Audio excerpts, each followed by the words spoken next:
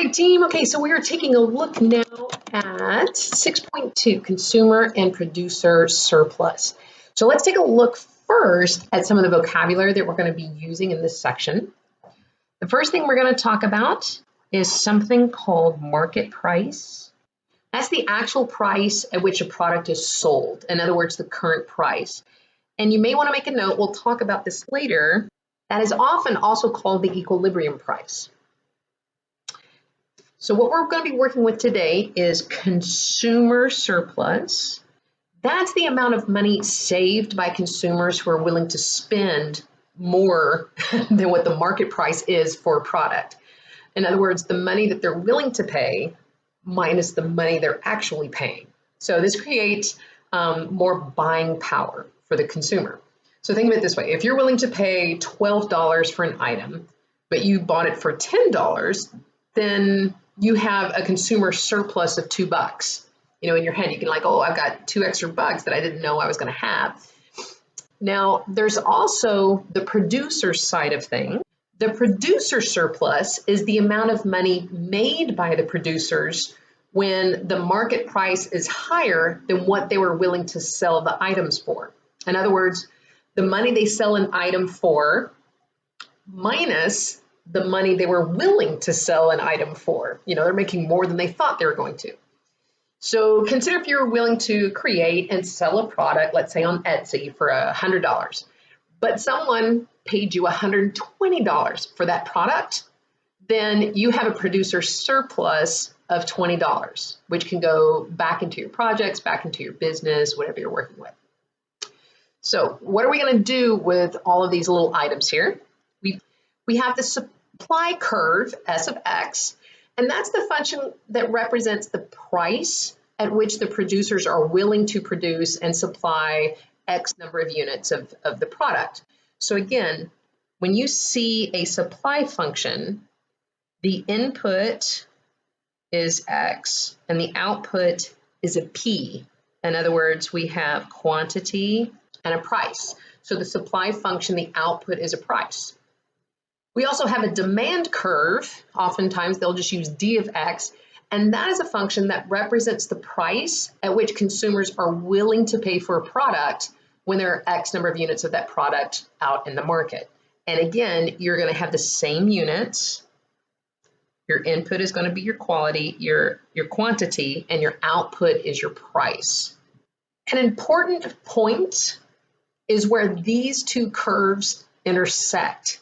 That is called, and we talked about it a little bit before when we were talking about market price, and that's the equilibrium point. The point where the supply function equals the demand function.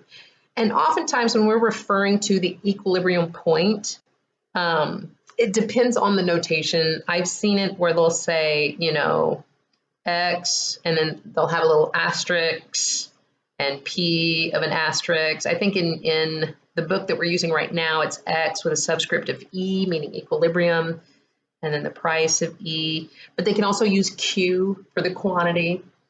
But the concept is the same, the equilibrium point.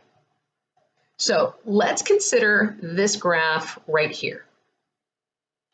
Let's consider the two graphs. Notice down here, we have Q as our input. It could be X, right? Q or X. That's our quantity, where price is our output. The graph going up, this is the supply curve. And some people just call it supply function. It's the same thing. And then we have the demand function. The point where they intersect, that guy is the equilibrium point. So that equilibrium point is going to have an equilibrium quantity as well as an equilibrium price. Now, the way these two functions are, they're not always going to be linear. This was just the easiest way to kind of show everything. They're not always going to be linear, but the relationship is often the same. In other words, as our quantity here is getting larger and larger. In other words, there's more items out in the marketplace. then the less people are willing to spend for those items. In other words, if there's only a few items, maybe not a whole lot of people are going to buy them, but those who really want them, they're going to pay a higher price because there's not as many out there. But if the marketplace is saturated with this product, well, people aren't going to spend a whole lot of money. They can always find it cheaper somewhere else. Okay? That is the general rule that, the more you make, the higher the supply, and the higher the price, the more willing they are to make those higher items. But again, the higher the price, the less items they're going to buy. And the lower the price, the more items they're willing to buy. So there is that relationship, that back and forth relationship. That is true in general for most items, but not necessarily rare things like antiques, right? So this works for most products, but not all. So if we're talking about consumer surplus, okay, the first thing that we are looking at is what are they willing to pay for? So everything up here, this is the consumer surplus. Because this part here, this graph, that function is what they're willing to pay. But this is what they're actually paying. So in that little triangle right there, that little area, all of that area represents all of the money that our consumers are, again, theoretically saving because they were willing to spend more than what they actually did. Now, we know area, okay, I'm going to back up here for a second. We know when we're talking about area, we now know that that's found by finding the integral underneath the curve. So we can consider the consumer surplus. We can find the area underneath that demand curve. We can take the integral from the beginning. So we're not quite sure where that is there, but we're going to say that's a 0. From 0 all the way out to the equilibrium quantity. Okay? From 0 to QE, we're going to take the integral of the demand function, okay, with respect to Q. But here's the problem. If I take the integral underneath all the way from 0 to Q, it's going to calculate, now don't copy this shading though, but I just want you to kind of see. It's going to calculate everything all the way down to the x-axis. Because remember, the area of the curve is everything from the curve down to your horizontal axis. The problem is then, we need to get rid of all of this. We want just the triangle. We don't want the area all the way down. So what we can do is we can subtract the area of that rectangle. 9 times out of 10, and again, unless it's starting somewhere different other than 0, but 9 times out of 10, it's going to be your price of that equilibrium times the quantity of that equilibrium. In other words, the length and the width of a rectangle. This here is the consumer surplus. So now if we're looking at the producer's surplus, it is the amount beyond what they're willing to supply. So that would be the area above the supply curve, but below the equilibrium price.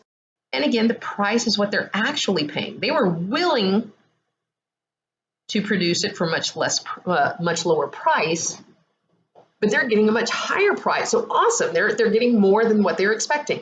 So that area is representing all the money, that accumulative total of money that the producers are making more than what they were expecting or at least willing to make. So again, this area here is the producer's surplus. But once again, if we take just the area underneath the S of Q, it's only going to give us this. Don't copy this down, just watch. We don't want the area below it. We want to know what's above it, right? How much of that money is higher than what they were willing to sell the item for. So we want the green area. So what can we do? Okay, we're going to find that entire area, which means we're going to find the area of that entire rectangle, the P times the Q, and then we're going to subtract this, which is again the integral, the area below the function, between the function and the horizontal. And remember, that is supply function now. So it's the S function, D of Q. Now, a lot of times we're not going to be asked to graph it or to solve it using the graph, but it's a very good visual as to why those particular equations work, what it is that we're looking for. The consumer surplus is all of that extra in pink, all that extra money that's less than what they were willing to pay, all the way down to the actual price. The shaded area there in the lime green is all of that money above the supply, okay, what they were willing to price it at, what price they were willing to take for their product, and everything above that up until the price that they're actually paying. So they're getting extra money than what they were expecting. And that's where those two functions come from. So we put it there in just kind of a little, nice little box, all the little functions, and don't get hung up in the notations. Like I said, sometimes they use Q and P, sometimes they'll use X and P, sometimes they'll use little e to say equilibrium, or they'll use D of MP for market price or something like that. But don't worry about it. Whether you're using an equilibrium or a market price, the concept is the same. We have this example, so we're going to kind of stick with the visual just for a second, and we're going to use this graph to answer the parts in A through C, and we're going to assume that the equilibrium price is the market price, what they're selling it for. So they first want us to determine the equilibrium price and quantity. So we are going to look right here for where these two lines intersect. They intersect here. So that means this guy here is the equilibrium quantity. This price here is our equilibrium price. So find where they intersect.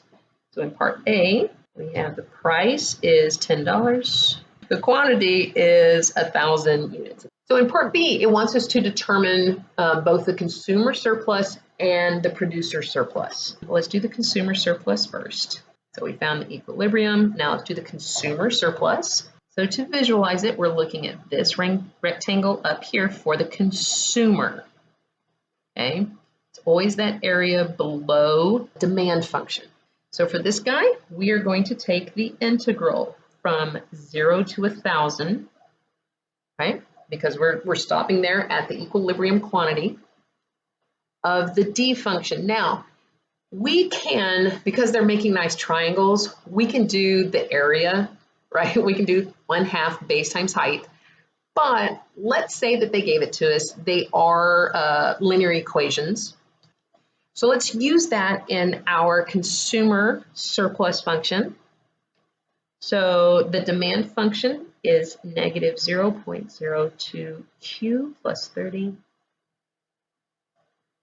dq. And if we stopped right there, though, we would get the area all the way down. So we want to get rid of this area here.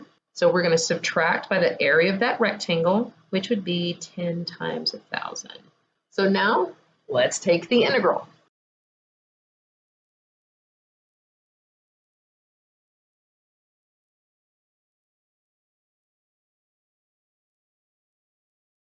Notice if we plugged in the 0 next, minus plugging in the 0, everything has a Q in it, so everything's going to be 0. We get 10,000 as our consumer surplus. Now let's work on the producer surplus. I'm going to go ahead and erase, oops, there we go. Going ahead and erase all of that highlighting. So we found the equilibrium. Let's find the producer surplus. Let's recall where the producer surplus is. It's how much more money than what they were willing to do. The supply curve is what they were willing to do. The price is what they're actually getting. So we want that area. So we can take an area of that entire rectangle. That would be the 10 times the 1,000. But we want to get rid of this bottom half of that rectangle. So we're going to subtract the integral from 0 to 1,000, this time of the supply function, which is 0.01 Q. Be careful. I know a lot of you are going, well, it's a rectangle and it's splitting it right in the diagonal, so it should just be half of that. But again, we're working with linear equations here just so we can get comfortable with it. Supply and demand functions usually are not linear, okay? So just get the concept. Don't look for the shortcuts. Patterns do exist in math, which is great, but don't assume that everything is, okay? So with our producer surplus, we will get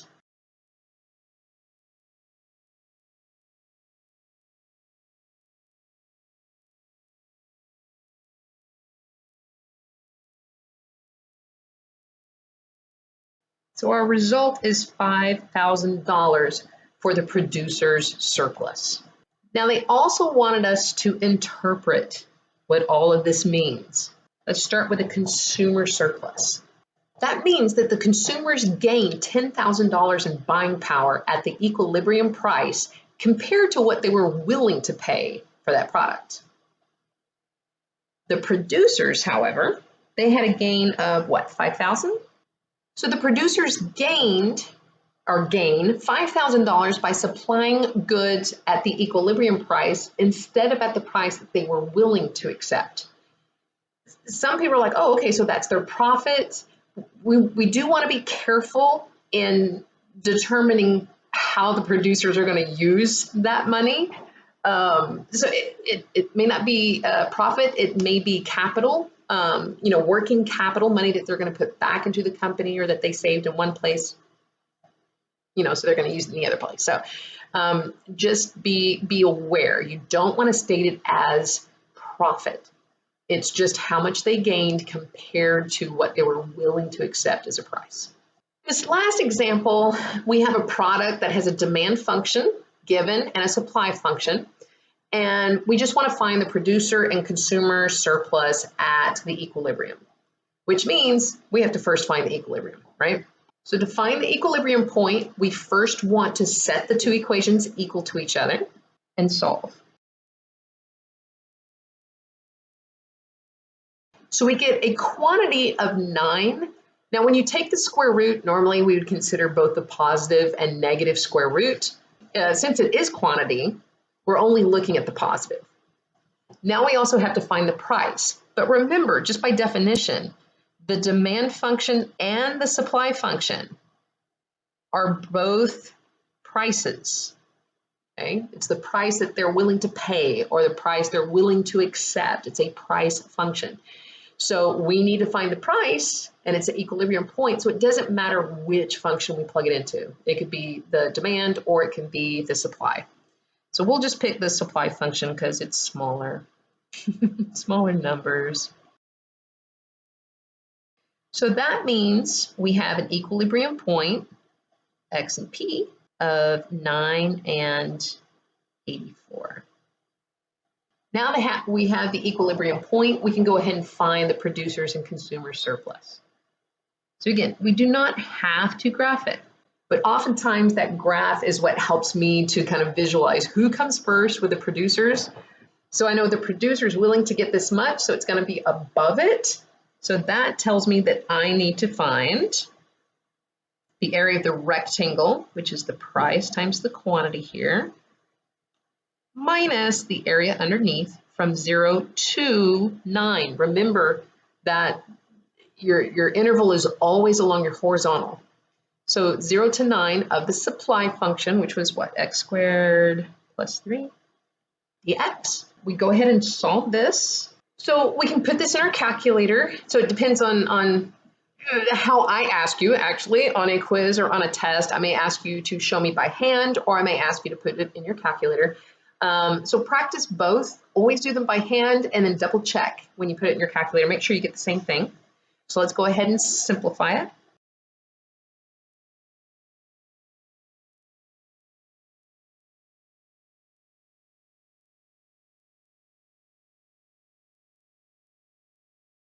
So this gives us a producer's surplus of $486.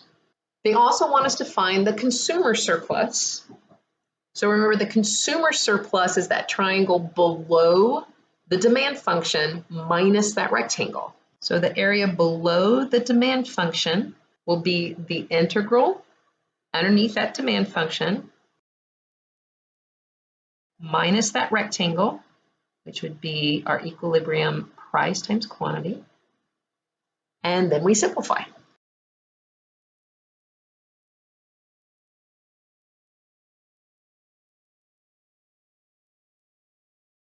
And we also get $486 as the consumer surplus. As you can tell from our previous problems, that's not always the case. It's not always going to be the same. Sometimes it is, sometimes it isn't. Most of the time, it probably will not be. But I wanted you guys to get used to doing it without the image or the graph, but to be able to visualize it to help you remember what those formulas are and what they mean. Okay, they need to be meaningful for you. So that's it. If you have any questions, don't hesitate to contact us. Thanks. Bye.